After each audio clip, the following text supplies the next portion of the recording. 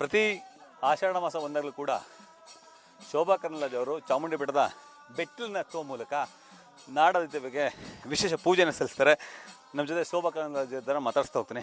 Madam, ಏನು madam ವಿಶೇಷ? ಪ್ರತಿ ಬಾರಿ ಕೂಡ ಮೆಟ್ಟಿಲು ಹತ್ಕೊಂಡ್ಬರ್ತೀನಿ. ಪ್ರತಿ ವರ್ಷದಂತೆ ಈ ವರ್ಷ ಕೂಡ ಆಷಾಢ ಶುಕ್ರವಾರದಂದು ಚಾಮುಂಡಿ ಬೆಟ್ಟವನ್ನು ಹತ್ತಬೇಕು, ತಾಯಿಯ ದರ್ಶನವನ್ನು ಮಾಡಬೇಕು, ನಾಡಿಗೆ ಜಗತ್ತಿಗೆ ಒಳ್ಳೆಯದಾಗಬೇಕು.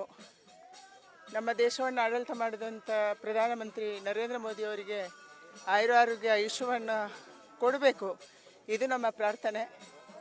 ಪ್ರತಿ ವರ್ಷದಂತೆ ಈ ವರ್ಷವೂ ಹತ್ತಾ ಇದ್ದೀವಿ. ಇವತ್ತು ತಾಯಿಯ ದರ್ಶನ ಮಾಡ್ತೀವಿ, ಬಹಳ ಖುಷಿಯಾಗುತ್ತೆ.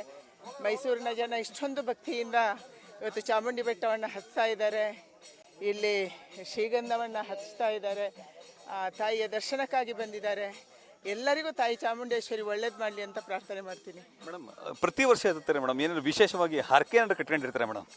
ಇಲ್ಲ, ಖಂಡಿತವಾಗಿ ಇಲ್ಲ. ಪ್ರತಿ ವರ್ಷ ತಾಯಿಯನ್ನು ದರ್ಶನ ಮಾಡಬೇಕು, ದರ್ಶನ ಮಾಡೋ ಸಂದರ್ಭದಲ್ಲಿ ನಡ್ಕೊಂಡು ಹೋಗಬೇಕು ಅಂತ ಮಾತ್ರ ಅಷ್ಟೇ.